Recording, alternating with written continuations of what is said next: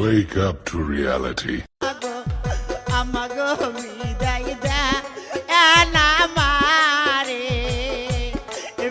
ব্রাজিলকে দেখলে এখন এতিম এতিম লাগে, কারণ তারা কোনোভাবেই আর্জেন্টিনাকে ট্রোল করতে পারতাছে না। হ্যাঁ, চি চি চিরে নুনি চি চি চি চিরে নুনি চিরে চিরে চি চি চি চিরে নুনি বাতাসে কর বাতাস কর বাতাস করে সখী হাতায় পাহাড়ি ঝাল সোনা সোনা বাতাসে কর বাতাস কর। আহারে, একটা দল আর্জেন্টিনার হার দেখার জন্য অপেক্ষা করতেছিল, তাকে মনে যে এখন কি কষ্ট লাগতেছে। ওটা কোন দল কয়ে যান? পেয়েছি আমি হারানো বাবাকে, হারাতে আর দেব না। বাবা যে আমার সোনার মদিনা, বাবা যে আমার স্বর্গের তুলনা। বাবা মানে ফুটবল বিশ্বকাপ যে চলতেছে বর্তমান, আপনি কোন দল সাপোর্ট করেন? ফাজিল দল। ফাজিল দল আবার কোনটা? এটা যে হলো হলুদ গু কালারের মধ্যে দেখা যায় এই পোশাকটা। পেয়েছি আমি হারানো বাবাকে, হারাতে আর দেব না। বাবা যে আমার সোনার মদিনা। আব্বা আসসালামু আলাইকুম। ওয়ালাইকুম আসসালাম। খেলার ফলাফল কি? ও নতুন আব্বা, আসলে ভালোই? হ ভালোই। ও নতুন আব্বা, তোমার দলের খেলার ফলাফল কি?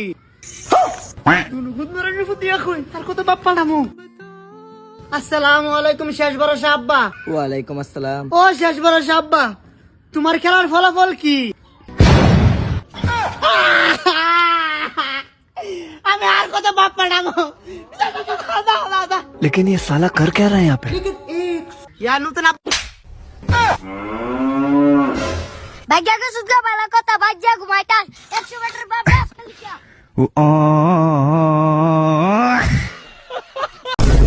আব্বে হালাই কোন দল? ব্রাজিল ভাইয়া। ব্রাজিলের দল তো সব চোরের দল। আসসালামু আলাইকুম আব্বা। কিরে আমি তোরে গালি দিলাম, তুই আমার আব্বা ডাকলি? আমরা ব্রাজিল ভাইয়া, আমরা সব দলকেই আব্বা বলে ডাকি। পাঁচবার বিশ্বকাপ জয়ী ব্রাজিলকে বাদ দিতে ফিফার কোনো সমস্যা হয় না, কিন্তু 3বার বিশ্বকাপ জয়ী আর্জেন্টিনাকে বাদ দিতে ফিফার অনেক সমস্যা হয়ে যায়। ফিফা 2026 এর হোস্ট কান্ট্রি ইউএসএ কে বাদ দিতে ফিফার কোনো সমস্যা হয় না, কোনো ঝামেলায় পড়তে হয় না, কিন্তু আর্জেন্টিনাকে বাদ দিতে ফিফার অনেক ঝামেলা হয়ে যায়। বিশ্বের one of the most popular influencer Cristiano রোনালদোর পর্তুগাল বাদ গেলে ফিফার কোনো লস হয় না, যেখানে রোনালদো শুধুমাত্র কোকাকোলার বোতল সরানোর জন্য কোকাকোলার শেয়ারের দাম কমে গিয়েছিল 1.6%। এর ফলে কোকাকোলার লস হয় বাংলাদেশি টাকায় প্রায় 40,000 কোটি টাকা। সেই রোনালদোর পর্তুগাল বাদ গেলে ফিফার কোনো লস হয় না, কিন্তু মেসির আর্জেন্টিনা বাদ গেলে ফিফা ফকির হয়ে যাবে। তো বলি দাদা, এই চায়ের দোকানে বসে বসে বিড়ি ফুকতে ফুকতে আর কত রিচার্জ করবেন? ব্রাজিল তো গেছে ওই পোলাফান গুলার এই তিন বানাইতে হয়ে গেছে, যারা তারা আব্বাটা শুরু করছে।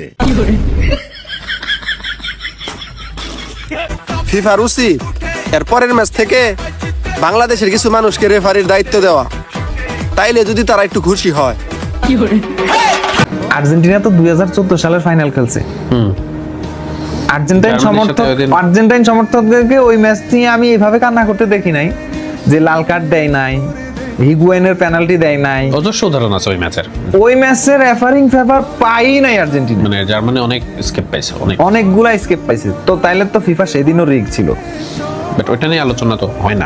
কারণ আর্জেন্টিনার ফ্যানেরা এই ব্যাপারে ক্লাসিক খুবই, মানে মেসির অর্জনের একটা জিনিসকে মানে কলগুলা দিলে পায়ে যেত, লাল কার্ড একটা খাইলে তো মুদিন এমনি জিতে যায়। যে অ্যাটাক আর্জেন্টিনা করছে না 14 সালে, সমর্থকদের হার্ট ব্রেক হয়েছে, কিন্তু কমপ্লেইন ছাড়া দেখছি যে মানুষ স্যাড স্ট্যাটাস দিয়ে ইনশাআল্লাহ পরে পারবো এটা বলে মেনে গেছে। 2 দিনের দুনিয়ায় আজকে 7 দিন ধরে ব্রাজিল বিশ্বকাপে নাই। ইনো আবার 7 দিন, ওকে জীবনে খালি 7 আর 7ই।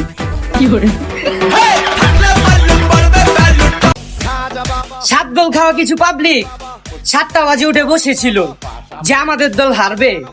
মনে রাখো, এটা কিন্তু আর্জেন্টিনা। ম্যাচের মধ্যে বিনোদন দিবে, লাস্টে 7 আপদের কাঁদিয়ে ছাড়বে। মারহাবা।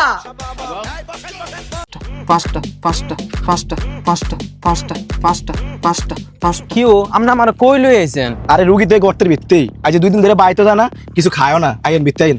হ্যাঁ চলো।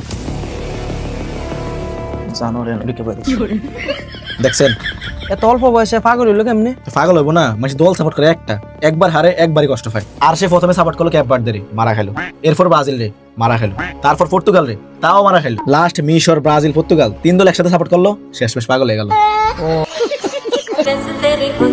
মানুষ 2 গোল হজম করে কত কষ্ট পায়, আর আমরা 7 গোল কেমন হজম করছিলাম। আর কত কাল বাবা পাল্টাই যাবা, নতুন আবার হইব ইংল্যান্ড বাবা। আইরা গেছো গতে তোমরা লুকাই যাবা, টানা করিয়া তোমরা মারা খাইবা। হাইরে টানা করিয়া মারা খাইয়া যা। ভাইয়া বাঙালিকে নিয়ে কিছু বলেন। ভাই বাংলাদেশে 17 কোটি মানুষ, তার মধ্যে 13 কোটি রেফারি। বিশ্বকাপ থেকে বিদায় নেওয়ার পরও একটা দলের সাফার জোর কমে নাই। তাগর এখন একটাই কথা, রেফারি নাকি 2 নাম্বারই করে। কোন সে দিহটা কোন দল? নতুন রূপে ফিরবে ব্রাজিল, ইংল্যান্ড হয়ে। সব হবে না আপাডাইকা 26 সালেতে। বলে ব্রাজিল আর্জেন্টিনা ফিফা কিনেছে, নিজে না পারিয়া ব্রাজিল পড়ছে বিপদে। ব্রাজিল এমন একটা দল যাদের কাপের চেয়ে বাপের সংখ্যাই বেশি।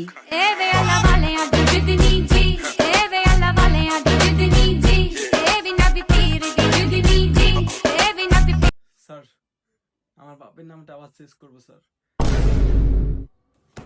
বারবার একই কাজ। তোমার কয়টা বাপ লাগে আর কত বাপ চেঞ্জ করবা? তোমার বাপের নাম চেঞ্জ করতে করতে আমার খাতা কলম সব শেষ হয়ে গেছে। কি করবো স্যার, কষ্টের কথা। আজ পর্যন্ত যারে বাপ দেখছি স্যার, কেউ পর্যন্ত জিতাইতে পারে নাই, খালি কষ্ট দিয়ে গেছে স্যার। যে বাপে সন্তানের মুখে হাসি ফুটাইতে পারে না, ওই বাপের নাম দেখে লাভ নাই, লাভ নাই, লাভ নাই। তার জন্য চেঞ্জ করতে এসেছি স্যার, নামটা চেঞ্জ করে দেন। সবই বুঝলাম, এখন যে নতুন আব্বুর নাম লিখবা, উনি কি তোমাদের মুখে হাসি ফুটাতে পারবে? অবশ্যই পারবে স্যার, অবশ্যই পারবে। কারণ ওই টিমে আছে হারিকেল। ওই হারিকেল বেশি রাতে হারিকেল ধরিয়ে বাড়িতে পাঠিয়ে দিবে স্যার। স্যার, আপনি তাড়াতাড়ি করে আমার নতুন আব্বুর নাম লিখে দেন স্যার। আচ্ছা বলো, তোমার নতুন আব্বুর নাম কি দিব? England sir, England. তারাই পারবে আমাদের মুখে হাসি ফুটাতে স্যার। বালদা পারবো, তোরা এবারও হারবি। কিছু আমি দেখছি ফ্রান্স মরক্কোর ম্যাচে আর্জেন্টাইন রেফারি তো ফ্রান্সকে কি ফাইনালের আগে আর্জেন্টিনার প্রতিপক্ষ মনে করে হারিয়ে দেওয়া হবে, নাকি মুসলিম দেশ হিসেবে মরক্কোকে হারিয়ে দেওয়া হবে? এদের হেট এবং ন্যারেটিভস কোন জায়গায় পৌঁছাইলে এমন ভাবে সেট করার চেষ্টা করে, মানে এই ম্যাচের রেজাল্ট যাই হোক না কেন দোষী হবে আর্জেন্টিনা, দোষী হবে মেসি। তো আর্জেন্টিনা ফ্যানদের কাছে বা সাপোর্টার কাছে আমি সহ আপনাদেরকে বলতে পারি, এই ধরনের আর কোনো ন্যারেটিভে কোথাও কমেন্ট করবেন না, কোথাও রিপ্লাই দিবেন না, এদের কোনো পোস্ট শেয়ার দিবেন না এবং এদেরকে কখনোই গুরুত্ব দিবেন না। আজকের পর থেকে মানে বড় বড় অ্যানালিস্ট ইব্রাহিমোভিচ, হেনরি বা আদার্স, গ্যারি লিনেকার, এই টাইপের মানুষজন যারা আছে, যারা ফুটবল নিয়ে পজিটিভ কথাবার্তা বলে, আর্সেন ওয়েঙ্গার, ক্লপ, তারপর জার্মানির লেজেন্ড যারা আছে ফুটবল নিয়ে, যারা অনেক বড় বড় ফিগার, আমি ব্রাজিলিয়ান লেজেন্ডদের কথা, মার্সেলো, ক্যাসিমিরো এবং ধরেন রিভালদো, রোনালদো, এই টাইপের মানুষজনের কথা শুনবেন। আপনি যদি আর্জেন্টিনা ফ্যান হয়ে থাকেন এই জিনিসগুলো ফলো করবেন এবং ম্যাচ শেষে এই জিনিসগুলো অ্যানালাইজ করবেন। আপনার দল কোথায় খারাপ খেলছে, কোথায় ভালো খেলছে, কোন দিকগুলো ইমপ্রুভ করতে হতে পারে, আর্জেন্টিনার স্কোয়াডে কোন কোন পরিবর্তন বেটার হতে পারে, বার্কোকে নামালে কি ভালো হবে, নাকি গুলিয়ানো সিমিওনো স্টার্ট করলে ভালো হবে।